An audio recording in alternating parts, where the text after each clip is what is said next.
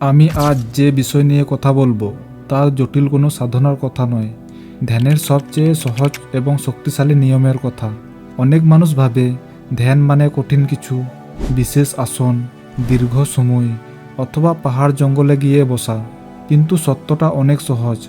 ধ্যান শুরু হয় একটি ছোট সিদ্ধান্ত থেকে, নিজের ভেতরের দিকে একটু তাকানো। ধ্যানের সবচেয়ে সহজ হলো নিয়মিততা। অল্প সময় হলেও প্রতিদিন করা।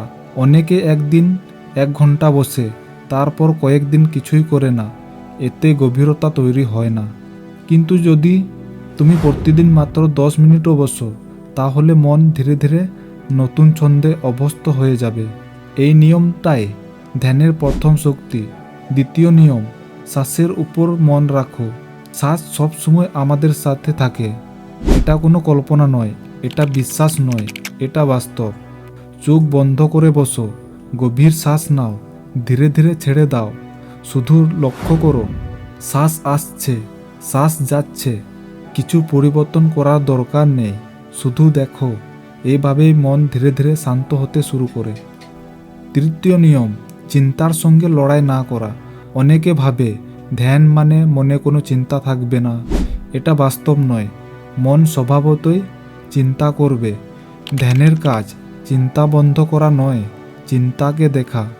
যখন কোনো চিন্তা আসে, তাকে তাড়ানোর চেষ্টা করো না, শুধু লক্ষ্য করো এই মুহূর্তে একটা জিনিস এসেছে। তারপর আবার শ্বাসের দিকে মন ফেরাও। এই ছোট্ট অভ্যাস মনের উপর গভীর প্রভাব ফেলে। চতুর্থ নিয়ম, শরীরকে স্বাভাবিক রাখো। ধ্যানের জন্য অস্বস্তিকর আসনে বসতে হবে না। মেরুদণ্ড সোজা রাখো, কিন্তু শরীরকে জোর করো না।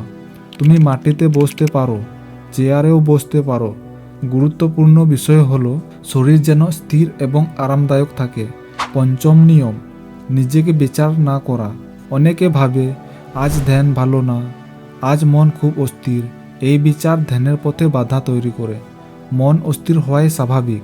ধ্যান মানে অস্থিরতার মধ্যে বসে থাকা। ষষ্ঠ নিয়ম, সময় নিয়ে তাড়াহুড়ো না করা। অনেকে কয়েকদিন ধ্যান করে, তারপর বলে কিছুই তো হচ্ছে না। কিন্তু ধ্যান গাছের মতো, বীজ বপনের পর একদিনেই ফল আসে না। সময় লাগে, ধৈর্য লাগে, কিন্তু যখন পরিবর্তন শুরু হয়, তখন সেটা গভীর হয়। সপ্তম নিয়ম, নীরবতার মূল্য বোঝা।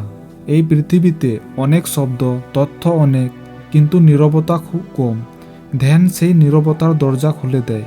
আর নীরবতার মধ্যে মানুষ নিজের আসল সত্তাকে অনুভব করতে পারে। সবচেয়ে শক্তিশালী ধ্যান চুপ করে বসা, শ্বাস দেখা, নিজেকে অনুভব করা। এই 3টি জিনিসই অনেক বড় পরিবর্তনের শুরু হতে পারে। একদিন তুমি লক্ষ্য করবে তোমার প্রতিক্রিয়া বদলাচ্ছে, তোমার রাগ কমছে, তোমার ভেতরে শান্তি বাড়ছে। এই পরিবর্তন হঠাৎ হয় না, কিন্তু ধীরে ধীরে গভীরতা ঘটে। ধ্যানের শক্তি বাইরে দেখানোর জন্য নয়, ধ্যানের শক্তি ভেতরে অনুভব করার জন্য। যে মানুষ নিজের ভেতরের নীরবতার সাথে বন্ধুত্ব করতে পারে, সে জীবনের অনেক ঝড় শান্তভাবে পার করতে পারে। তাই যদি ধ্যান শুরু করতে চাও, কঠিন কিছু দিয়ে নয়, সহজ কিছু দিয়ে শুরু করো। প্রতিদিন কয়েক মিনিট নীরবে বসা, শ্বাসের প্রতি সচেতনতা। এই ছোট্ট অভ্যাসই ধীরে ধীরে বড় শক্তিতে পরিবর্তন হয়। কারণ ধ্যানের আসল রহস্য কোনো বিশেষ কৌশলে নয়, নিয়মিত উপস্থিতিতে। তুমি যতবার নিজের কাছে ফিরে আসবে, ততবার তুমি নিজের আসল শক্তির কাছাকাছি পৌঁছাবে। আর সেই শক্তি সবসময় তোমার ভেতরেই ছিল।